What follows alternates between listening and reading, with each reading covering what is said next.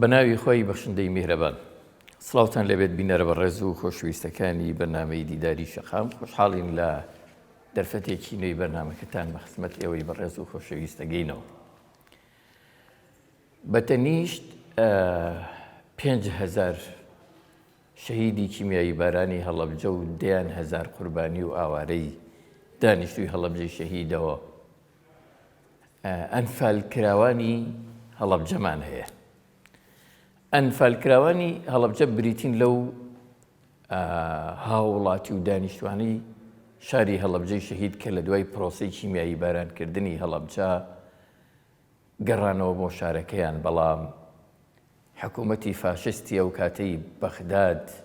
لە ساڵی 1988 لە بریەوەی ڕێگەیان بدا بگەڕێنەوە شارەکەیان کە بۆتە قوربانی، ڕایان دەگوێزێ بەرە و گرتوخانەی نگرە و سەلمان لە نێوان سنووری عێراق سعودیە. بۆ خۆتان کە باسی نگرە و سەلمان یان ناوی نگرە و سەلمان نەبیستن، چیرۆکی دوو درێژی ئەنفالەکانی کوردستان دێتەوە یاددان کە لە ناچە جیاوازەکان لە ساڵانی هەشتاکان و پێشووتریش یەکی لە دوای یەک لە قۆناغە جیاوازەکان ئەم ڕژێمە ئەنجامی داوە. دواترینیان ئەنفالی دانیشتوانی هەڵەبجە بوو کە ژمارەیەک هاوڵاتی برانە نگرە و سەلمان، نزیکەی 2500 هاوڵاتی دانیشتوی شاری هەڵەبجە برانە ئەوێ. لەو ژمارەیەش کۆمەڵێکیان لێ شەهید بوو و کۆمەڵێکیشیان ماوەیەکی دوو درێژمانەوە و دوایی لە قۆناغە جیاوازەکان ئازاد کرا. ئێستا پاشماوەی ئەنفالکراوەکان لێرە لە هەڵەبجەی شەهید بوونیان هەیە. ئەوان گروپێکیان دروست کردو و کۆمەڵەیەکیان دروست کردەوە بۆ داکەوشیکردن لە مافەکانیان. چەندین جار بە چەندین قۆناغ ناویان چۆتە بەردەم لایەنە پەیوەندیدارەکان، بەڵێنی قەرەبووکردنەوە و پێدانی حەق و مافەکانیان پێدراوە. بەڵام بەداخەوە ئەم گروپەش ئەم قوربانیانەش ئەنفالەکانی هەڵەبجە بۆ جارێکی تر بوونەتە قوربانی سیاسەتی حکومڕانەتی ناوخۆیی هەرێم و دەسا و دەستیان پێکراوە و زۆر بەکەم و کورتی ئەگەر ژمارێکی کەمیشیان مافێکیان پێدرابێ ئەوە ئێستا لیان ڕاگیراوە. دوای ئەوەی ئەوان چەند جارێک چوونە هەولێر و گەڕانەوە سەرنجی منیان ڕاکێشە. ئاخۆ دەسەڵاتدارانی هەرێم لە بریەوەی خۆیان بێنە هەڵەبجە بۆ خزمەتی قوربانیان، بە تایبەتی قوربانیانی ئەنفال، ئەوە لە هەولێریش لە چاوەڕوانیدا دەیان هێڵنەوە و زۆر بە درەنگ وەڵامیان دەدەنەوە. ئێمە لە نزیکەوە ویستمان پۆلێک بە نوێنەرایەتی ئەنفالکراوەکانی هەڵەبجە بدوێنین، بزانین داواکاریان چییە، پەیامیان چییە، کێشەیان چییە، لایەنە پەیوەندیدارەکان وەزارەتی شەهیدان و ئەنفالکراوەکانی حکوومەتی هەرێمی کوردستان چ بەڵێنێکیان پێداون، چیان بۆ ئەکەن، تا ئێستا لە چاوەڕوانی چیا ماونەتەوە. بە گەرمی بە خێراتنی میوانە بە ڕێزەکانم ئەکەم. بەخێر بێن، هەمووتان بەخێر بێن. لە پێشەوە کاک عەلی ئەدوێنم. کاک عەلی وەکو دەم ڕاستی ئەم گروپەوایە و ڕێگە بەو بە ڕێزانە شەدەین کە لەگەڵمان بەشدار بن و کۆمێت و قسە و تێبینی و سەرنجی خۆیانیان هەبێ. کاک عەلی بۆ جارێکی تر جەنابەت بەخێر بێ. ئەگەر پێم بڵێ من بەسەرهاتێکی کوردم زۆر بە خێرایی بەگوێی بینەراندا جەنابەت پێم بڵێ ئەنفالەکانی هەڵەبجە چیان؟ بسم الله الرحمن الرحيم. رب اشرح لي صدري ويسر لي أمري واحلل عقدة من لساني يفقهوا قولي. سەرەتا زۆر سپاس بۆ کەناڵی ئاسمانی بەڕێزی پەیام. ئومێد دەکەم پەیامەکانی ئێمەش لە ڕێگەی ئەم پەیامەوە بگاتە ئەو کەسانی کەوا پەیوەندیدارن بەم قسە و باسانی ئێمەوە. ئەنفالکراوەکانی هەڵەبجە دوای مەرگەسات و تاوانی کیمیابارانی هەڵەبجە لە ساڵی 1988 پاش چەند مانگێک لە ئاوارەبوونمان بە ئۆردوگەکانی ئێرانە لەوێ گیرسا بووینەوە. بەڵێ پێش وەستانی شەڕی ئێران و عێراق یەک ڕۆژ پێش وەستان و ئیمزاکردن و وەرکردنی ئەو ڕێکەوتنامەی ئێران و عێراق ئێمە لە ئۆردوگاکانی ئێرانە ئەژیاین بەڕاستی لەوێ لە ڕێی کۆمەڵێ سیخوڕی عێراقەوە توانیان دەنگۆی ئەوە بڵاو بکەنەوە کە هەڵەبجەیەکان ئەتوانن بگەڕێنەوە شوێن و مەسکەن و ماڵ و حاڵی خۆیان لە شاری هەڵەبجە. بۆیە لە هەشتی 1970 بڕیارەکە جێبەجێکرا لە نێوان ئێران و عێراق شەڕەکە وەستا. ئێمە هەر یەک ڕۆژ دوای ئەوە بە خاتری ئەوەی کەوا لە وڵات و خاک و زێدی خۆمان ئاوارە بووین. حتمما تا ئەو کاتەیش بۆن و تۆزی کیمیایی لە لوت و سنگ و سنگمان هەبوو. بەڵێ بەڕاستی حاڵێکی زۆر ناخۆشمان هەبوو لەوێ لە ڕوویەکەوە دوور بووین لەم وڵاتی خۆمانەوە. توانیمان لە ڕێگەی ئەم بڕیارە ساختەی عێراقەوە ئەم بڕیارە چاواشە و دەنگ و چاواشەکاریانە ناونوسی خۆمان بکەین و بە ئاشکرا حکوومەتی کۆماری ئیسلامی ئێران ئێمە بە شێوەیەکی ڕەسمی بگوازێتەوە بۆ سنووری ئێران عێراق تاوەکو بێنەوە بۆ هەڵەبجە تاوەکو بێنەوە بۆ زێدی خۆمان. بەڵام بەداخەوە پلانەکە زۆر لەوە دژوارتر و گەورەتر بوو کە ئێمە ئومێدمان لێ بوو کە ئیسفادەی لە وڵاتی خۆمان بکەین. ئێمە هاتین بۆ وڵاتی خۆمان بەڵام ئەو دەوڵەتەی ئەو سوپایی کەوا وڵاتی ئێمەی داگیر کرد بوو جارێکی تر ئێمە وەکو کەو باڵبەست کراین و لە ڕەتڵێکی گەورەی تند و تۆڵی هێزی ئەمنیە دەست بەسەر کراین و کەلەپچە کراین و براین بۆ گرتوخانەکەی نوگرە سەلمان کە ژمارەمان 1152 کەس بوو. ئەگەر بڵێ چەندێ لێمانەوە چیتان بەسەر هات چیتان بینی ئەوەی کە بینیمان ئەگەر باسی تاوانی ئەوەی بابەتی بەرنامەکەی ئێمە نییە حتمما ئینشاڵڵا لە فرسەتێکی ترا وردەکاری و بابەتانەوە زۆری شیەوێ وردەکار و باسکردنی و مۆزوعانە بەڵام بە شێوەیەکی گشتی ئێوە برانە نگرە و سەلمان کەسی تری لێ بۆ ئەنفال کرابێ بێجگە لە ئێوە. بەڵێ ئێمە کە ڕۆژین ئەوێ دوای هەفتەیەک کە لە تەواریکی سلێمانی دەست بەسەر بووین پرسیاری ورد و ئەو مەشهەدانی کەوا قورئان لە قیامەت باسیەکە کە فەرمێ چۆنی خەڵک لێک جیا ئەکرێتەوە ئێمە بەڕاستی ئەو مەشهەدە زیندومان بە چاوی خۆمان لە تەواریکی سلێمانی بینی. بەڵێ لەوێ پیا و ژنەکان جیا کرانەوە ئەوەی کە توانی بێتی تۆزی ڕا بکات گەنجەکان بەستم ئەوەش بەجیا بەڕەتڵێک براین بۆکو ئەڕۆی نازانین ڕێگە کۆتایی نایە شەو بەسەردادێت خەڵکی نوێتی برسێتی نازانێت لە یعنی ئازاری دەرونی ئەم بابەتە هەتا بۆ ڕۆژی دووەم بەیانی خۆرکەوتن ئێمەیان لە ناو زیندانی نوگرە سەلمانە دەست بەسەر کرد. بەڵێ کەسی تری لێ بوو وڵاتی و هاوزمانی کورد پڕ بوو لە خەڵکی گەرمیانی ئەوانەی کە فەرکراوەکانی گەرمیان ئەوانەی کەوا بە تەمەنەکان ئەگەرنا گەنجەکانیان لەوان جیا کرد بوویەوە. ئیتر ئێمە کە ئەو دیمەنەمان بینی بەڕاستی یعنی هەر لە شۆک زۆر خراپتریش ینی وەکو ئەڵێ ئەژنۆمان شکا کاگعلی لەوێ ئەو فترەی کەمانەوە دیارە هەر کەس چوو بێتە بێ و چیرۆکی ئەنفالکراوەکانی گەرمیانی خوێندە بێتەوە ئیتر بەسە بەوەی بزانێ ئەم دەسەڵاتانە چەند سەمکار بووەوە ئەم هاوڵاتیانە چەند ئەزێتی و مەینەت و مەرگەساتیان بینیوە. بەرحاڵ ئێمە ناچینە وردەکاریەوە بەس پێم بڵێ ئێوە لەوێ شەهیدتان هەبوو ئەو فترەی کە لەوێمانەوە مەسەلەن ئەو خەڵکانەی هەڵەبجە لەوێ شەهیدیاندا و جارێکی تر ئەوەی لە کیمیایی بارانی هەڵەبجە ڕزگاری بوو لەوێ بووە شەهیدی ئەنفال. ئێمە لە چرکەساتی یەکەمە لە ڕێگەی خوێندنەوەی ناوەکان و کە بکرێن قاعەکان و ژوورەکان و سجنەکان حەجاج خودی خۆی کە سەرپەرشتی ئەو زیندانەی ئەکرد لە دەرگای مەمەڕ یەکەمە وەسا بوو کە 1.5 مەتر بوو 2 تاکبوتاکی داخرا خۆی لە دەرگای یەکەمە وەستا بوو. بە پێی ناوەکان هەر کەسێ بچوایەتە ناو سجنەکە ئەبایە دارکاری بکرایە کێبڵکاری بکرایە. بۆی بۆ چاوشکاردنی هەڵەبجەیەکان هەر لەگەڵ چرکەی یەکەمە باوکی ماوە سەلمان کاک ئەڵاکەرەم لەوێ هەر ئەوەندە زمانی گۆی کردوتی ئەم خەڵکە بوا لێکن بەبێ تاوان لەژێر قامچی و کێبڵی خودی حەجاج خۆیان گیانی سپارد.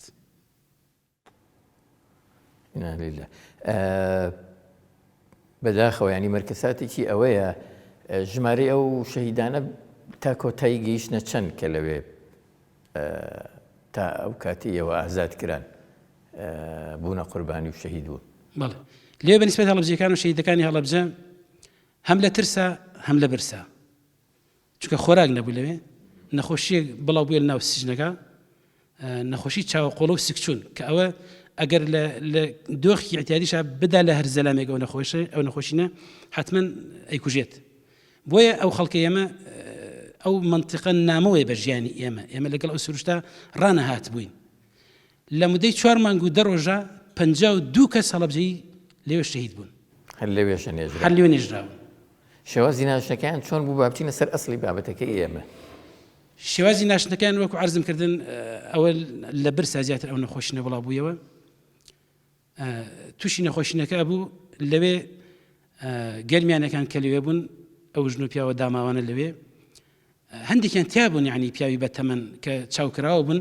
لەگەڵ ئیدارەی سجنەکە پۆلیسی مرکزی تیا بوو، ڕێ ئەکەوتن ئەوانە شتی خۆراکیان بۆ هێنان. بەڵام ئێمە پیاوێک ناوی مامۆمینە ئەمری خۆی کرد ئێستا خۆ ئافریکا، ئەو ڕێکەوت بوو لەگەڵ پۆلیسەکانە، پارەی پێ ئەدەن چەند قات پارە، شتی گرانیان بۆ هێنا، یەکی لەوانە کفن بوو. هەڵەبجەکان نەریتی کفن لەوێ، چونکە گەرمیانەکان فەقیرە، ئەوەنە لێوما بوون و ئەوەنە دارزا بوون لە ناو ئازارە، ئەوان هەر بیر چوو بوویەوە، ماندوو بوون. ئەسڵەن من خۆم خەڵکم بینیوە لە گەرمە هێناویانە لە سێبەرێکە دایان ناوە ناو ساحەی سجنەکە، هەتا مردووە لە برسا. کاتێک کە مردووە لە برسا کڵاو و جامانە و پشت و شتەکان بردووە لە ناو سجنەکە، لە ئاگرێن پێکرێت بوو بە خاتریکەوە چایەکی پێ گەرم بکەن. بەڵام ئێمە توانیمان لە ڕێگەی چاوکراوەی خۆمان یا ئەو بڕەپاری کە پێمان مابوو لەوێ باشە لەوێ کفنیان بۆ هێنان، ئێمە مردوەکانی خۆیان کف نەکرد و ئەمان بردە دەرەوە. بەچی بە چۆن، یعنی بە چ ئازارێک ئەو مردوانە. بۆ نمونەیەکیان براکەی خۆم، ئەو کوڕی خاڵمە لە پشتی منە دانیشتووە، ئەوە لەگەڵ جەنازەکە ئازانی و بینیوێتی کە چ تاوانێکە، نەک مەرگەسات نەک کارەسات، چ تاوانێکە، یعنی مردوویەک لە برسا بمرێ بەم جۆری بێت. شێوازی برنەکەی عەرەبانێکیان پێدا بووین 4 تایە ڕەبەڵە ڕقەکان کە ناچی ئەسڵەن لەناو عەرزا ناچێت،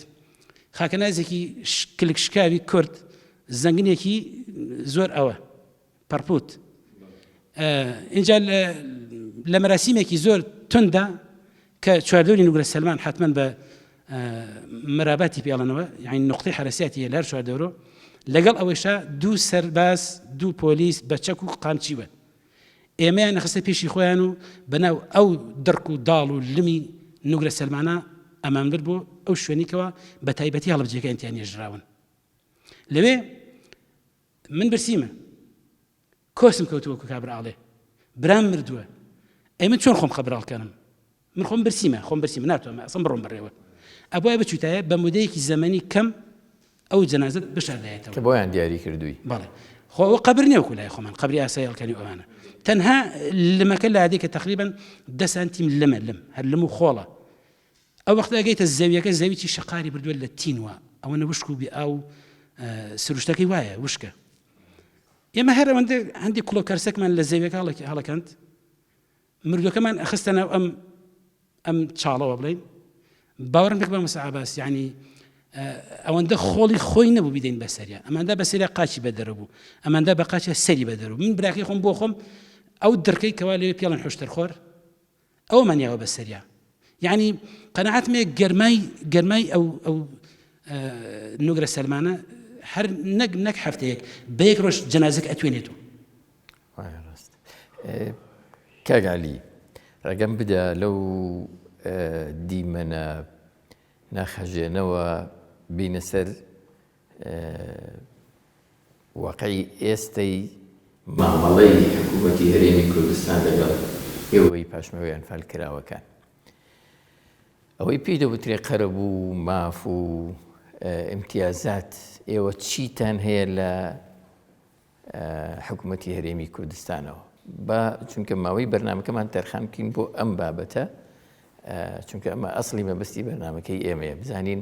ئەو ئیمتیازات و حەق و مافانەی کە پێی داون پێتان دراوە، چاڕوانن پێتان بدرێ یان پێتان نەدراوە، چوزانم بۆم باسکەی. بەر جۆرێک بوو ئێم بە بڕاری لێبوردن لە نوگرە سەلمان هاتینەوە ئازاد کراین. باش بەناو شارەکانی کوردستانە حتمما خۆ ئەم سنووری خۆمان پیانوت مناطق محرمە، هەین ناو چەقەدەغی کراوەکان بۆ نیشتەجێ و ژیان، چونکە ئەمە خاکی خۆشمانە. ئیتر بەو شارانەی ئەطرافی سلێمانی و هەولێر و مەسەلەن کۆمەڵگاکانە ئێمە پرژ و بڵاو بوو بووین، بێسەرەوبەرە لە دۆخێکی زۆر خراپە هەتا دوای ئەویشەوە ئازاد کرامی لە حکوومەتی عێراقی قاچاق بن و کۆڵە بجەی هاتینەوە بۆ سنووری خۆمان لەنەوە توێ کاتێککە حکوومەتی عێراقی ڕوخا ئێمە هەڵبجەمان ئاودان کردەوە لەبەر هەندی هەلومەرجی تایبەت کە ئەو کاتە لێرە وا بوو بابەتەکە ئێمە نەمانتوانیوە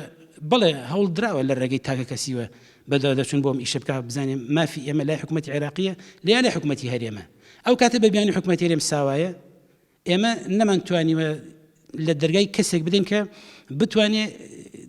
نەمادیێن و نەمەعنەویێن قەرەبوو ئێمە بکات بە هیچ جۆرێک لەبەرەوەی ئێمە هەتا ساڵی 2011 بەڕاستی پێتەڵێم هیچ کەسێک لەم سنووری نەیتوانی وەکو ئەنفال و کۆنفەرکراوانی هەڵەبجە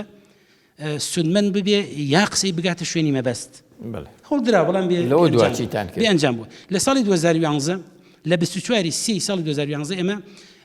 کۆمەڵی ئەنفەرکراوانمان ڕاگەاند لە هەڵەبجە بە سەرپەرشتی مامۆستا عەبدولقادر خوای گەورە لێی خۆش بێ وفاتی کرد ئێستەوە توانیمان لە ڕێگەی ئەم کۆمەڵەوە لایەنی پەیوەندیدار ئەو دەرگانی کەوا پێویستین لێی بدرێ ئێمە لێمان داون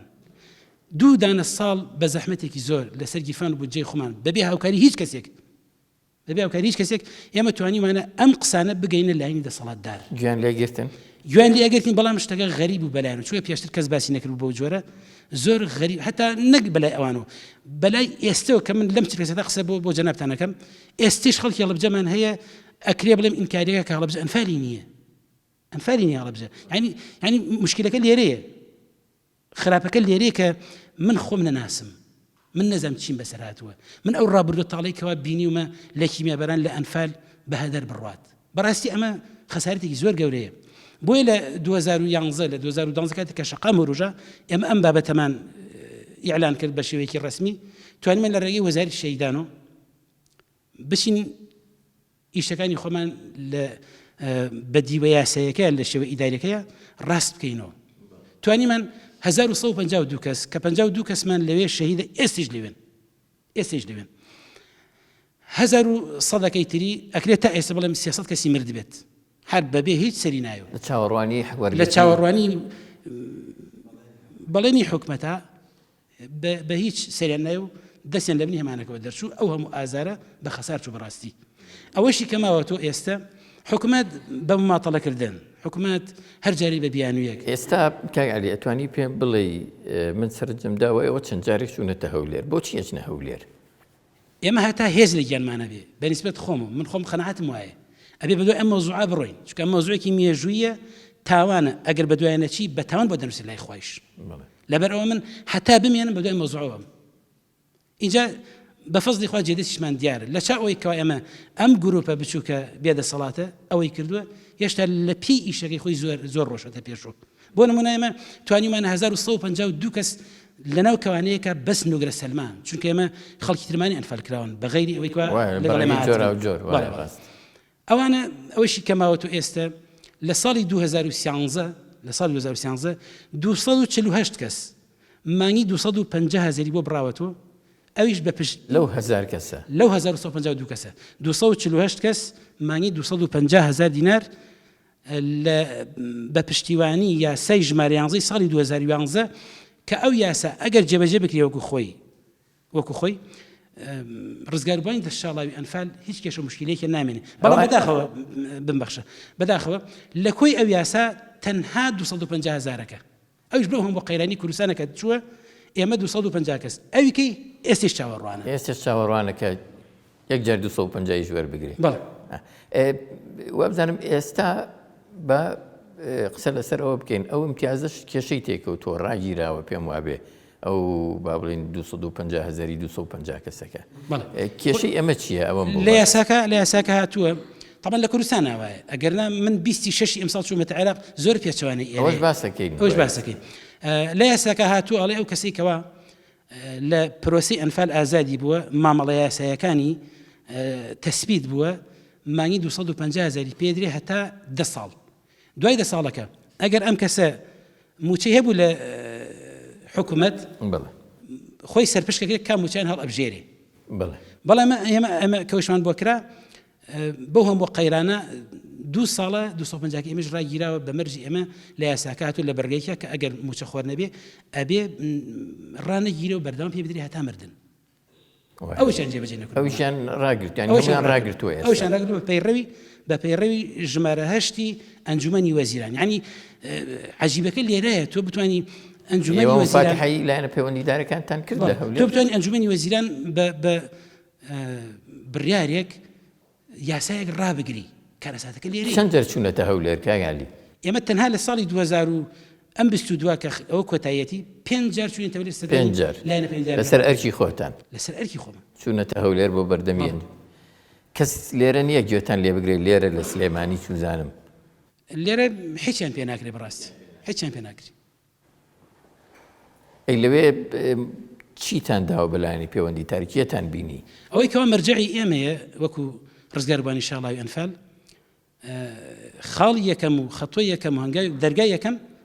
بەڕێوەبەرەتی زیندانی سیاسیەکانە بەڵێ پاشتر ئەچینە وەزارەتی شەهیدان پاشتر چوونەتە پەرلەمانی کوردستان پاشتر چوونێتە ئەنجومەنی وەزیران یعنی ئەو هەموو فشارەمان دروست کردووە اینجا تێگەشتوون لە ئێمە چییە مەوزوع من بۆ خۆم یەکێکم لەو تیمێکەوە چوینە لیژنەی شەیدان و ئەنفالکراوان و زیندانیانی سیاسی لە پەرلەمان 8 پەرلەمانتار کە ئەندامن لەو لیژنە من توانیمە لە ڕووی قسەوە هەمویان قەناعەت پێم کە ئەم مەوزوع ئێمە غەدرە حتا ئەو وتم کە پێتان غەدر نییە کە ئێمە ئەنفال هین کراوین بە زیندانی سیاسی بپرسە لە هەموو ئەنفالکراوەکان کە ئەوەی ڕزگار بووە لە شاڵاوی ئەنفال لە گەرمیان لە بارزان لە هەڵەبجە لەکوێ ئەپرسی برسە بڵێ کاکە تۆ ڕازیت بتکەین بە زیندانی سیاسی ئەڵێ نەخێر چونکە لە دوو دیوە زەرەرێتی یەکەم لە دیوە معنەویەکەی کە ئەنفال ناوێکی زۆر بەهێزە ئەمان لێ مەحروم کرد جینۆسایدێکی گەورەیە بەدیوەکەی تریشا زیندانی سیاسیمان زۆرە بەڵام ئێمە بۆ جیا بکرین بە ئەنفال کێ پرسی بە مکر ئەسڵا دوجار لیژنەکە چیان لە گەڵاڵە بوو چیان وت ئەوان ئێمە لە دەی پێنجی 2022 ئەمساڵ چوین ئەو تیمەی پەرلەمان قەناعەتمان پێکردن بە راپۆرتیش دیاومانە پیان ئەوان فشاریان کردووە لە حکوومەتی هەرێم لایەنی پەیوەندداری حکوومەتی هەرێم ئێستا لە ڕووی قسەوە هاتوونە سەر خەت کە ئەوەی کەوا ئەمان وەزارەتی شەهیدان وەزارەتی شەهیدان ئەنجومەنی وەزیران هەمووی هاتوو سەر خەت کە کارێک باش لە وەزارەت کێتان بینی لە وەزارەتی ئێمە خودی وەزیرمان بینیوە جێگری وەزیرمان بینیوە وەکو قسە گفتیان داوە وعدیان داوە بەڵێنیان داوە بەڵام ئایا جێبەجێ کرێ یاروکو جاران وەکو دێمە سەر هەندێک وردەکاری با ڕێگە بدەین ئەو بەڕێزانش کە لێرن قسەی خۆیان هەبێت تا ئێرە کاک عەلی مەشهدێک دیمەنێکی باس کردووە وەچ زیادەیەکتان هەیە بۆ ئەم دیمەنانە زیادەمان ئێمە شەرک و ئەنفال وەکو شاڵاوی ئەنفال طبعا بەربانی شاڵاوی ئەنفال بەخێراتتان دەکەین و دەستخۆشتان دەکەین بۆ ئەم بەرنامە کە ڕێگەتان داین لە ڕێگەی کەناڵەکەی جەنابتانەوە پامی خۆمان بگەینە ئەم دایانە پەیوەنددارانە ئێمە وەکو ئەوانەی کە لە ئەنفال بووین و شاڵاوی ئەنفال بووین پێشتر خەسەرۆمەت بووین لە هەڵەبجە بە بۆنەی چیمابارانی هەڵەبجەوە دواتر بە بۆنەی نوگرە سەلمانەوە دواتر بە بۆنەی کۆڕەوە زۆر خەسارەمەند بووین خەسارەمەندێکی زۆر بووین لەم بابەتانەدا بۆ من وەکو خۆم خوێندن پێتەواو نەکرا بە بۆنەی چیمابارانە بە بۆنەی نوگرە سەلمانەوە بە بۆنەی ئەمەی کۆڕەوەکەوە خوێندنەکەمان تەواو نەکرد مەحروم بووین لە ژیان مەکتەبمان پێتەواو نەکرا دامەرزاندنمان بۆ نەکرا هیچ شتێکمان پێ نەدرا ئەو کاک عەلی ئاماژەی پێکرد تقریبا نزیکەی بۆ ئەو مدە 250,000 یانیانە بەس 250,000 چییە بۆ ئێمە حیزب ئەویش بە بەشێکی کەمی ئەوش بە بەشێکی کەم و دوایش ئەوە 2 ساڵە بڕاوە ئەمجا دوایەوە وتیان وعدیان داین وتیان چتان بۆکەن چیتان بۆکەن کاتان بۆکەن ئەوەتان لەم بەروارەوەتان لە 9 2012ەوە وتیان ئەمە وەرنداتان ئەمەرزین و قەرەبووتان بۆ ئۆکەینەوە بەڵام ئەسلی نەبوو نە قەرەبوومان بۆ 2012ەوە بەڵێ ینی لە 11 ساڵە بەڵێ ئەو تەڕکێتی چون فۆرمان داینە فۆرمان کێ پێی وتن وەرن ئەلبەتە لایەن پەیوەنددارێک بۆتان وەزارەت لە بەڕێوەبەراتی ئێرە بەڕێوەبەراتی ئێرە شەیدان بەڵێ شەیدان و فەر بەڕێوەبەراتی ئێرە ئێتی ئێمەش مەحروم بووین لە ژیان یعنی بەڕاستی ژیانمان بەڕاستی کولەمەرجی بوو بۆ ئەم کاتی ئێمە بۆ لەبەرەوەی ئەمە کە براین بۆ نوگرە سەلمان کە بەربووین بەم بڕیارە ئەوە شتمان بۆ بکرای شتمان بۆ نەکرا 250,000 دیناریانیان 200,000 بڕاوە بەپێی ئەو بڕیارە بەپێی بڕای چەند مانگە بڕاوە کاک 2 ساڵی ڕێکە بڕاوە 24 مانگە هیچمان نەدراوەتی ئارەوەڵا باشە داوای قەرەبووی ئەو ماگانە ئەکەنیەوە لە والله ئەگەر بەداواکردن بەداوای قەرەبووی ئەوە ئەەکەین داوای ئەوە ئەکەین کە وەکو شاڵاوی ئەنفال و بەروانی شاڵاوی ئەنفال و ئەوانەی کە ئەنفال کەشتیان بۆ کراوە لە عێراق لە کوردستان لە هەر شوێنەکە بێ ئێمەش ینی ئەمتیازاتی خۆمان بۆ بکرێ و معاشمان پێ بدرێ و معاشکان بۆ بژێڕێتەوە قەرەبووەکەشمان بۆ بدرێتەوە شتمان بۆ بکرێت. زۆر سپاس. کاک سۆفی تۆ هیچ هەیە بۆ وتن؟ والله من هەر ئەی قسەیە لێماکەکە بگرە بەدەستەوە بزانێت شتێکمان پێ بڵێ. والله ئێمە ئەلفالی نوگرە سەلمانی باش دەرمانیان کردووە ئاوەکە بۆمان باش ئەرە وڵا زەهریان کردنا ئاوەکە تەنکەرە ئاو هەر بەوەی پێی بمرن. واللهی لە ڕۆژی بەیانی ڕۆژ بووە دەماجاو لێ ئێوە هیچ ئومێدێکتان هەبوو لەوێ بربن؟ ها هیچ ئومێدێکتان هەبوو بێنە دەرەوە؟ ناوەڵا ناوەڵا زۆر باش چیرۆکەکەمان بیست لەوێ چی ڕووی داوە دوای ئەوەی هاتن و چاوتان لەوە بۆ حکوومەت بڵێمان و نەبن قەرەبووتان بکاتەوە پێیوتن چیتان چوزانم چیتان وەرگرت لە حکوومەت ئەزیێتی زۆریان دایر ناڕەحەتیان کردین لێدانیان کردین ئەرە وڵای کە تا شەوگار دوو کورد لە پاسێکە بردینان ئەمان و تکیاوەمان بۆ ئەوەک سەگن پیانیانی سەگنیەوە ئەرە بەخوا مەخسەیان بابەتی قەرەبووکردنەوەکە ئێرە موچە و مەعاش و قەرەبوونەکە دوو ساڵی ڕاگیراوە مای 250مان بووکە ئێوە چەند سەرخێزان بوون لەوێ؟ ئێمە 7 نەفەری چەندتان لێرە مەعاش وەرەگرن؟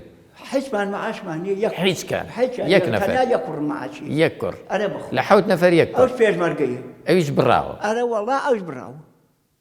ئیتر معاش معنا نیمە باشە داواکاری چییە لە حکوومەت؟ ئەرە وەڵا داواکارێ وەسە بۆمان زێنە بۆتان چاکن ئەرە وەڵا بماندنی زۆر باش قەڵمان بۆ بکەن با بچینەوە خوشکانە بزانین کامیان قسە ئەکەن با زۆر سپاس. بسم الله الرحمن الرحیم دەستخۆشی بەرنامەکەتان لێکەم. سپاس. من وەکو پاژماوەیەکی ئەنفال بەڕاستی ئێمە ژیانمان زۆر ناخۆش. یادی هەڵەبجە بۆ ئێمە مەرگەساتە، یادی ئەنفال بۆ ئێمە مەرگەساتە، یادی کۆڕە بۆ ئێمە ناسۆرێکی ترە، زامەکانمان ساڕێژ بوونی نییە بە هیچ شێوەیە. ئومێدی زۆرمان بە حکومەتی هەرێم بوو. من یەکێکیان خۆم هەمیشە دەستمە کرد بە تەلبەنەکانی نوگرە سەلمانەوە بە شیشەکانەوە ئەگریام ئەمگوو خوایە گیان ئاخۆم ڕۆژێک بێ ئێمە ئازادی بە چای خۆمان ببینین حکومەتی کوردیدا بمەزرێ ئەم مافانەمان بۆ بگێڕێتەوە لە دەستی ئەم زاڵمانە بەڵام زۆر بەداخەوە لە ئاست چاوەڕوانی ئێمەدا نەبوو هیچ شتێکمان بۆ نەکرا من وەکو خۆم شەخسی هیچ موچەیەکم وەرنەگرتووە دکتۆر ئارام 2012 بە بڕیاری خۆی وتی پارچەیە زەویتان خەڵاتەکەین 20 میلیۆن قەرەبووتانێنێ بیکەن بە سوکنا بۆ خۆتان بەداخەوە ئەوش هەر بەڵێنێک بوو هیچ یعنی تا ئێستا لە ئاستی چاوەڕوانی ئێمەدا نەبوون ژیانمان لە چاوەڕوانیە تاوا بوو بەڕاستی ژیان بۆ کۆمەڵێکمان زۆر قورسە لە هەڵەبجە ئێمە هەر خەمی ئەنفالمان نییە هەر ڕۆژە یادی هەڵەبجە بکرێتەوە مەرگە ساتە بۆ ئێمە ئەنفال بە هەمان شێوە ئەم برینانی ئێمە ساڕێژ نابێ ئیتر نازانم تاکەی حکومەتی هەرێم بە خۆیان ناچێتەوە بەڕاستی ئێمە چینێکی زۆر زوڵم لێکراوین سپاس دەستخۆش بۆ بەشداری هێت تۆ هیچت هەیە پەشان خەن بەوتن سپاس بسم الله الرحمن الرحیم دەستخۆشی بەرنامەکەتان لێ یەکەم وەڵای ئێمەش هەر وەکو ئەم بەڕێزانە قسە با من پرسیارێکی لێ بکەم تۆش لەگەڵ ئەوە نابوون کە چوون بۆ هەولێر بەڵێ لەوێ کێتان بینی چوعدێکتان پێدرا چۆن خەڵک بۆ نمونە وەزیرتان نەبینی بە ئاسانی ئەتان بینی یا چاوەڕێتان نەکرد چوزانم هەندێک لەو دیمەنامەمان بە واز کە بۆی بەڵێ من وەکو خۆم دوو جار لەگەڵیانە ڕۆیشتوم یا جار یەکەم چوینە لای جەنابی وەزیر بەڵێ بینیمان لە پێشەوە زۆر باشە چیتان پێوت وڵی پێمان وت ئێمە بۆ داوای گەڕانەوەی موچەکانمان ڕۆشتوین ئێمە کە ئەو کەسانە بووین یەک موچەین موچەکانمانەوە 2 ساڵە ڕاگیراوە قەرار بوو چاکسازی تیا بکرێت و بۆمان بگەڕێنەوە تا ئێستاش ئەمە 2 ساڵە بەداخەوە چاوەڕێن و هیچ ئەنجامێکی نەبوو چوین دەوێش وەزیر جەنابی وەزیر خۆی بەڵێنی پێداین ئەو وتی چی کە ئێوە ئەوتان وت وتی هەڵەمان کردووە چوزانم ڕامان گرتووە وتی بە چ بڕیارێک ڕاگیراوە هیچی پێ وعدی پێدان کە بۆتان چاک بکات و بۆتان بگێڕێتەوە بەڵێ بەڵێنی پێداوین وتی بۆتانە گەڕینەوە بەڵێنی کەی مدەیەکی دیاریکراوی هەبوو مدەی بە تاکیدی دانەنا نەخێر بەستە هەروتی چاوەڕێ بکەن بۆتانە گەڕێنینەوە تا ئێستاش هیچ بەڵێنێکی مانگێک تێپەڕیوە بەسەرەوە بەڵێنەیە تقریبان زیاتر بڵێ 4 مانگی شەوێ 4 مانگ تێپەڕیوە بەسەر بەڵێنەکەی وەزیرە بەڵێ 4-5 جار هەر ڕۆشتم منۆکو خۆم 2 جار ڕۆشتوم جاری دووهەمیش کە ڕۆشتین تر چوینە بەردەم ئەنجومەنی وەزیرانیش لەوێژێت بە هەمان شێوە بەڵێنیان پێداین و تا ئێستا ژەر چاوەڕێن و هیچ ئەنجامێکی نییە زۆر باشە دەست خۆش تۆ گەنجتر دیاری لە چاو ئامادە بووان تۆ چوویتە نوگرە و سەلمان؟ وەڵی من ڕۆشتوم بەس سەرەتا بەخێرەتدانەکەی ڕۆشتوم بەس مناڵ بوومە و کاتە من زۆر ئەو شوێنانم بیر نایەتەوە زۆر باشە بەڵام ئێستا ماشەڵا گەنجێکی و مناڵ نیت ئەوەی ئەیبینی لە مامەڵەی حکوومەتی هەرێمی کوردستان لەگەڵ ئێوەی ئەنفالکرا و چۆنی ئەبینیان مامەڵەیەکی دروستە لێی رازین دروستەکەی ئەوەیە بەڵێنەکەیەن و چاوەڕێ ئەەکەیت مانگێک 2 مانگە خایانێت بڵێ چەند جارێکمە چوینەتەوە بەنێرادی کاعالی و بەڕێزانی گەرمیان بڵێ بەڕاستی هاتوون بە دەممانەوە ڕێزمان لێگرن کە ئەڵێن شاڵاوەکانی ئەنفالی نونوگە سەلمانی ڕێزێکی باشمان لێ باشە ماڵیان بەس بەڵێنەکانی ئەوان ئەوەیە تەخیرکردنە نزیکەی ئەوە بۆ 2 ساڵم ئێوە خانەواتەکتان چەند نەفەر بوو لە نگرە و سەلمان وەڵای ئێمە 5 عایلە ماڵی مامەم و چەند نەفەرتان ئەم موچە 250 وەرەگرن وەڵای ئێستا من و دایکمی تەنها 2 نەفەر بەڵێ ئەویش بڕاوە 2 ساڵە ئەرە وەڵایش 2 ساڵە ڕاگیراوە 4 مانگە چاوەڕێی بەڵێنی وەزیری حکوومەتی هەرێمی کوردستان وەڵی ئەوە وەجبەی هەشتن ئێمە لە وەجبەکانی کەوە هاتوونەتە وەجبەی هەج وەجبەی هەشت هەمویان تەواو بوون ئەوانەی ئێمەشیان تەواو کردووە ئەڵێ ئێوە لە 6 مانگ کەمترن ئەبێ لە سەرۆکی حکوومەت کۆبوونەوە بکرێ کۆبوونەوەی ئەم جارێش کراوە کە بڕیارێک بدرێت لەسەر ئەوانەی کە موچەکانیان ڕاگیراوە لە 6 مانگ کەمترن بە فەرمانێک دەتوانێت ئیشەکە بکرێ ئێتر ماوە تۆ سەر ئەوە 8,000 کەسی کە ماوە بڕیار لەسەر ئەوانیش بدرێت لەگەڵ ئەوانە ڕێک بکرێنەوە ئەمە ئێتر ئەوە کەیە نازانێت ئەوێ چاوەڕێ بکەین ینی هەر بەردەوام چاوەڕێیەکە باشە نەفەستان درێژ بێ بەشک ئینشاءڵڵا کۆتایی بێ چاوەڕوانی وەڵای در پەنا بەخوای گەورەمێ چاوەڕێین زۆر سپاس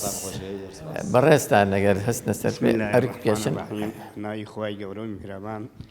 دەستخۆشێکی زۆر بەڕێزتان یەکەم هیوادارم ئەم پەیامە بگاتە شوێنی خۆی زۆر سپاس من لە نوگرە سەلمان بووم بە شایەتی ئەو پوردامە کەوراکەی لە پاڵ خۆمما شوێت بووە کە دایکی هەتا مر ئاوی ساردی نەخوارد ئەمە نیشانەکە ئەوە هەویەکانمانە هەتا ئیسا ماڵی خۆم 8 نەفەر 250 تەبعمان لەم حکوومەتەوە نەگرتەوە هەیەکانە تەسویریکەن لە 8 نەفەر لە 8 نەفەر یەکەم ساڵ بەڕێز عەبدوڵای حاجی مەحموود بوو وەزیری شەیدان هاتە ئەم مۆنهمێتە بە دزیوە پێشیەوە یادی هەڵەبجە بکرێ خۆم کردە ژوورە نایانزانی من چیم ئەو هەیوانە مێکەکە ئەوە داختۆ گەرینەکان مابێ نیان شۆردێتەوە پێم وت بەڕێز کاک عەبدوڵا ئێوە چی ئەکەن بۆ ئێمە بەسە ئیتر خوا بەرداری نییە هەتا ئیسا هیچ شتێک دیە دەستخۆشتان یەکەم کاک عەلی هیچی پێوتن جەنابی وەزیر ئەو کاتە هیچی پێوتی نە بەخوای گەورە هیچی پێ نەوتی نە بەخوای گەورە کامەران مەسوولی شەیدانی ئەیرایە پێم وت کا کامەران ئێمە نا بۆ خزمەکەی خۆ ئەنوەری مەلا عارف کە لەوێ مردۆ جەنازەکەی بێرینەوە ئەوە من و ئەوە کامەران تا ئیسا وەڵامی نییە بەداخەوە دەست خۆش سپاس بینەوە لای کای عەلی وەندێک پرسیاری جددی هەیە وەڵامی بینەوە با لە هینەوە دەست پێ بکەینەوە لەو بەڵێنانی کە باسییان کرد جەنابی وەزیر بە ئێوەی داوە ئەگەر پێم بڵێ بە پوختی بەڵێنەکەی جەنابی وەزیر چی بوو 4 مانگە بۆ وەڵامی نەداونەتەوە هیچ مفاتحەیەکی ترتان کردووە بۆ وەڵامی نییە بەڵێ لە ئەنجامی ئەو فشارانەی کە دروستمان کرد ئێمەی هەڵەبجێ و گەرمیانەکان بڵێ لە مودەی ئەو 5 جارە ئەخیر جار فشارەکە بەهێزتر بوو ئەوە ئێمە لەسەر وەزارەتی شەیدان تقریبا 100 کەس ڕۆیشتینە ناو وەزارەت خۆی جەنابی وەزیر تێنەیەگەیش لە ئێمە وتی کاکە لە سێ ناوچەوە ئێوە هاتوون قسەکەم من تێناکەم هەر ناوچەیەک 2 کەس بچنە ئەو ژوورە منیام قسەتان لەگەڵاکەم باش ڕۆیشتینە ژوورێک بە تایبەتی قسە بکەین ئەو لە پەیامی ئێمە تێبگا ئێمە ڕۆیشتینە ژوورێک کاک ئەحمەدی مام ڕەسوول کە بەڕێوەبەری گشتی زیندانە سیاسیەکانی کوردستان بوو ئەو کاتە بەڵام ئێستا پۆستەکەی گوازراوەتە بۆ وەزارەت ئەو وەکو کاتبێک دەوریە بینی بەڕێوەبەری گشتی جەنابی وەزیر دانیشتووە کاکە چیتانەوێ 1 2 3 هەرچی خاڵەکەی نووسیوە خاڵەکانی ئێمە وتمانە کاکە ئەوەی کەوا 2 ساڵ موچەکەی ڕاگیراوە بەو کەم و کەسر نەتان داوەتێ بیدەنێ کاک ئەحمەد بنووسێ بیدەنێ ئەمە 1 دووەم ئەو کەسانی کەوا لە وەجبەی 8 لە وەجبەی هەشت سەرترن یعنی وەجبەی 9 10 11 و 12 و 13 کە ئەنفەرەکانی هەڵەبجە و گەرمانی تایە هەمووی ئەوانە کە ئێمەتان بڕیوە دوای 10 ساڵ بڕیوتانە قوبوڵمانە بەس ئەوانەی کە بۆ ناخەنە بەرکار کاک ئەحمەد بنووسە ئەیخێنە بەرکار سێهەمیشیان و خاڵە بکە پێشتر باسم کرد ناوی ئێمە کێ کردی بە زیندانی سیاسی میکەنەوە بە ئەنفال بیکەنەوە بە ئەنفال ئەمە بەڵێن بوو وتی کاکە دوو مانگە لێم بۆستن چونکە ئیشێوی ئیداری بەڕاستی ژوایە خۆی باش ئەمە چەند مانگە وەستاون ئەوە 4 مانگ بەسەرا چوو دوای واردەکانی فاتحتان نەکردوتەوە بە وەڵامی نییە چوینە ئەنجومەنی وەزیرە ئەمجار ئەخیر جار لێوێ بۆ جارێکی تر فشار 22 ئەم مانگە وەزیر لە پەرلەمان بانگ کراوە بانگێش کراوە و لێ پێشون لێگڵاو لەسەر ئەم بابەتانە دیسان لەوێش گفتێک تری داوەتەوە کە ئێمە جدین لە ئیشە بۆیانەکەین کەی نازانین هیواداری وەڵامیان هەبێ ئینشاءڵڵا کاک عەلی با بپرسین لەوەی مفاتەحی بەغداتان کردووە بەڵێ سەبارەت بەو چونکە لەوێ مامەڵەی ئەوان جیاوازە لە قورب وەکو ئاسمان و ڕێسمان وایە یعنی ئەمە نەجیاوازە من 26 ئەم ساڵ بۆ خۆم لەگەڵ دوو پیاوی ئەم هەڵەبجەی خۆمانە کەوان زیندانی سیاسی بوون من چوومە دەستگای گشتی زیندانی سیاسیەکانی عێراق لەگەڵ سەرۆکی دەستگاکە ئەوە ڕوبەڕوو قسەم کردووە ڕوبەڕوو ئەوەی کەوا وەکو ئیمتیاز لێرە بە خەڵک ئەدرێ و نەدراوە تا ئێستا بەس نووسینە لەوێ زۆر جیاوازە لێ زۆر جیاوازە چۆنە جیاوازیەکە لێرە لە یاساکەی هەرێمە هاتووە ئەڵێ ئەو کەسەی کەوا لە 6 مانگ کەمتر گیرابێ هیچ شمولی ناکە ئەمە کە کراوە لە هەرێمەڵێ بەڵێ ئەمە کە کراوە وەکو بڵێ چاوپۆشیان لێ کردوین هاوکاریان کردوین بەم بەرگە ئێمەیان جێ کردوتە لەو یاسا بەڵام لە عێراق ئاڵێ ئەو کەسەی کەوا لە ساڵی زیاتر گیرابێ 1,200,000 هەیە ئەوەی کەوا لە 6 مانگ زیاتر گیرابێ 800,000 هەیە ئەوەی کەوا لە 6 مانگ کەمتر گیرابێ 400,000 هەیە بە هەموو ئیمتیازەکان و کە لێ بە فعلی جێبەجێکرێ تقریبا 12 ئیمتیازە لە ساڵی 2000 لەوانەیە 2003 جێبەجێکرێ ئەمە 20 ساڵە ئێمە بەڵێ مەحرومی لەو سوودمەندیە یعنی ئەی هیچتان نەوت بۆەوەی کە ئەوان مامەڵە ئەکەن ئەوانە من ڕاستی بووەوە ئەچوم ینی چۆن ئێمە ئەم کەیسە بگەژنە سەر عێراق بەڕاستی ینی ئەبێ ئەمە بشەڕام هەر بیکەین ئێمە چونکە ناکرێ ینی خەڵک وەکو چۆن زوڵمەکەیان لێ کردوین باقەرە بوشمان بکەنەوە ئەوانیش لەمان کەمتر نین بڵین بەڵێ لەو مۆزوع ئەوان ئەڵێن ئێمە لە بجێی سیادی هەرێمی کوردستانە پارەی ئەنفالکراوانی هەڵەبجە ئەنێرین هیگەرمیان ئەنێرین کوردستانەوەی ئەنێرین بەس ئەوان کە پێتان نادەن دەسەڵاتمان نی ئێمە چکۆ ڕێکەوتێکی ژێربەژێری خۆیانە وایە ڕاستە بێت ئەو پەیوەندی بۆ من تێک نادەن بەڕاستی زۆر باشە کاک عەلی با لە ئەوە بپرسین ڕوفاتی فەرمووت کە بەداخەوە 52 هاوڵاتی هەڵەبجە لە نەگرۆ سەلمان شەهید بوون ڕوفاتەکەیان لەوێ قسەی ئێمە لەسەر ئەوە نییە ئێمە قەرەبوویەک وەربگرین و موچۆ امتیازات بجارنەوە بەشێک لە قسە و داکۆچی ئێوە گەڕانەوەی ڕوفاتی ئەو شەهیدانەیە چه هەوڵێکتان داوە چ بەڵێنێتان وەرگرتووە بەڵێ لە 2012 مەکە بەدوای ئەم کەیسا ڕۆشین بۆ جارێک سەردانی وەزیری شەهیدانی حکوومەتی هەرێمی کوردستانمان کرد من کۆمەڵی قسەم لەم باس و بابەتە کرد پێی وتم وتی ڕۆڵەگیان تۆ ئەگەر ئەم باس و بابەتانە ئەزانیت بۆ ناچی داوای یاسایی لە بەڕێوەبەراتی گۆڕە بە کۆمەڵەکان کە سەر بە وەزاری شەهیدانە ئەم تۆمارە ئەم داواکاریە تۆمار بکەی با ئێمە ئیشی لەسەر بکەین کە ڕوفاتەکان بێنینەوە باش ئەوە لە کۆتایی 2012 لە مانگی 4 2013 بەندە دەستنیشان کرا لە ڕێگەی کە سوکاری شەهیدانی ئەنفالی هەڵەبجەوە بە نوێنەرایەتی من بڕۆم بۆ نوگرە سەلمان لەگەڵ تیمی حکوومەتی هەرێمی کوردستانە و لەگەڵ تیمی مافی مرۆڤی حکوومەتی عێراقیە بۆیە بەو ناڕەحەتی ئێمە گەشتن نوگرە سەلمان لە ساڵی 2013 بەداخەوە تیمەکەی حکوومەتی عێراقی نیانتوانی وەکو پێویست هاوکاری ئێمە بن وەختی کە من چوومە ناو قەزای سەلمان ئێتر ئەگەیتە حدودی سعودیە نووسرا بوو بوسەیە ئەخیر گوندی عێراقە دوای 10 کیلۆمەتر ئەوەی تر خاکی سعودیە بەو دەشتا بڕیارە من بەرن بۆ نوگرە سەلمان بەڵام بە ئاراسەیەکی ترا منیان برد تیمەکەی حکوومەتی عێراقی تقریباً بوو بە ڕەتڵێکی دەسەیارەی خەڵکێکی زۆر چونکە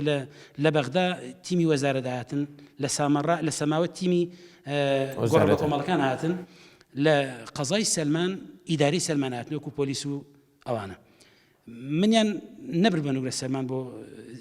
سجنەکە منیان بە ئاراسەیەکرا بەرەو نزیکی حدودی سعودیە ببووینەوە کاتێک کە دابەزین وتیان بە من طبعا من 100% تێگەشتم لە زمانی عربی ئەو کاتە ئەوان کە قسەیانە کرد وتیان بە منادی پێمان بڵێ طبعا ئەوان بەو کەرستانی بەدەستی خۆیان بوو ئەو خەریتە و ئەو ئەدەواتە ئەنزانی کە گۆڕ لەکوایە خۆیان شارەزا بوون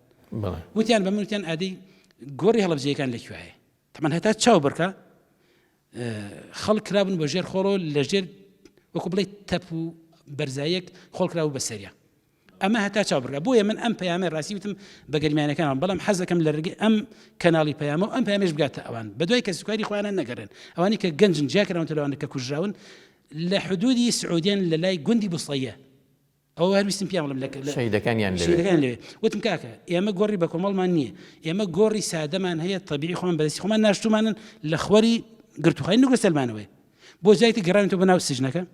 لێ من پێشیان کەوتم بۆ کوشۆن ماڵ خۆمان ئەزانم بەو جۆر ئەزانم برایکە خۆم لەکوێ ئەسپەر دەکردەوە وە شەیدەکانی هەڵەبجە وە شەیدەکانی گەرمیان ژەم لەکوێن ئێستش من بنەوە ئەزانم بەڕاستی یعنی حکوومەت ئێمە کۆتا هاوکاری کردین ڕۆشتین ئەم هەوڵەماندا بەڵام وەختێک کە من چووم وتم کاکە ئێستا خاکە نازێ بن بە من ئێسک و پرسی برای خۆم دەرێنم چونکە بەدەستی خۆم ناشتومە ئەوان وتیان تووڕەبوون لە تیمەکەی حکوومەتی هەرێمی کوردستان بە تایبەتی کاگوشار کە سەرۆکی تیمە بوو لێرەوە زۆر سوپاس یەکەم بەڕاستی سەربازی ناسراوە ئەو پیاوە ئەو خەڵکی کەرکووکە هەرسی زمانەکە ئەزانێ اینجا سەرۆکی ئەو تیمی کوردستانیش بوو لە وەزارەتی شەیدان وتیان کاگوشار تۆ ئەڵەی گۆڕی بە کۆمەڵ ئەی بۆ ناڵێ گۆڕی تاکتاکە بوو بە قڕەوقاڵیان لە بینیەکە لەبەرەوەتیان کاکە ئێمە ئیش لەسەر گۆڕی تاک ناکەین ئەو کاتە حکوومەتەکەی مالیکی بوو بۆیە ئێستا من هەر بەڕاستی بۆ هەلو مەرجێ ئەگەرم بە پێی پەتیش بێ بڕۆم بۆ ڕوفاتی ئەو شەیدانی هەڵەبجە من بەڕاستی مەسئلەی مادیات بەڵێ خۆش ئینسان قەرەبوو بکرێ لە ڕووی مادی بەڵام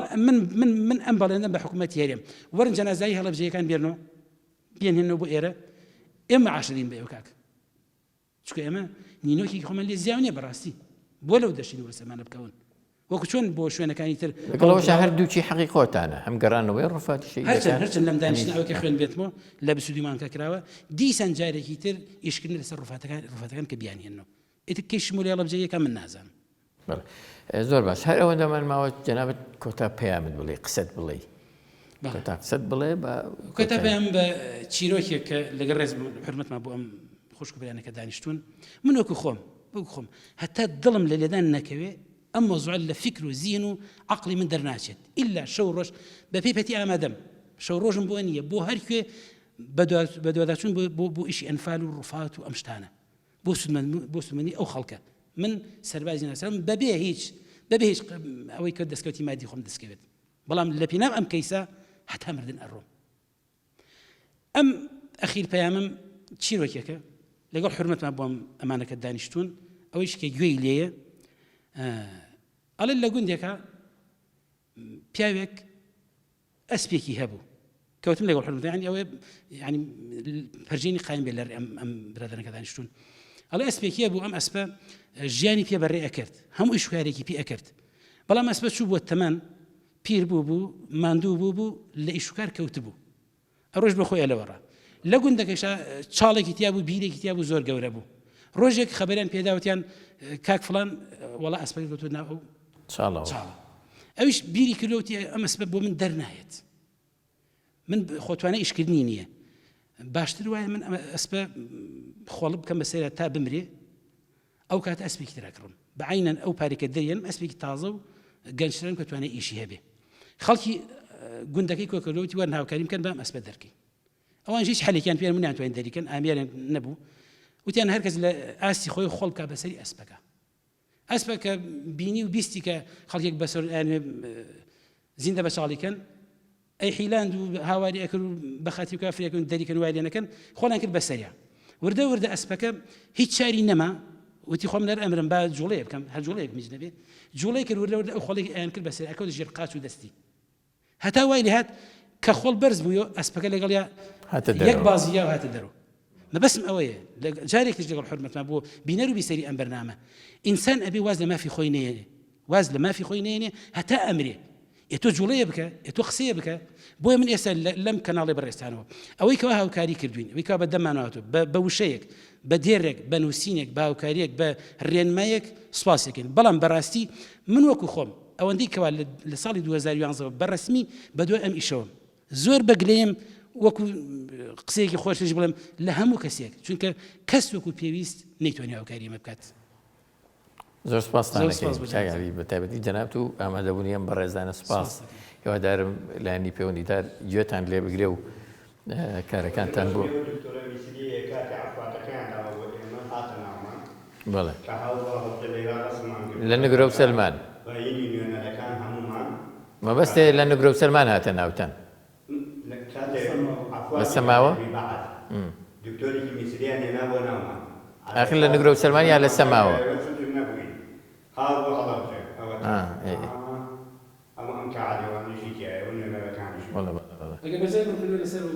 بۆ نافەرموو ئەو تەمان ئێمەکە لە نوگرە سەلمان بووین شوێنێکی چەپ و شوێنێکی زۆر خراپ و بۆ ژیان بۆیە هیچ دکتۆرێکی عێراقی پێی قبوڵ نەبوو کە بێت لەوێ خزمەت بکە تەمانەوە پاش عفواتەکەیش یعنی عفواتەکە ئێمە ئازاد بین بەڵام ئێمە هەر دەست بەسەری نەگرە سەلمان جاری ئێستا ئەو دکتۆرە میسریە هات بۆ خزمەتی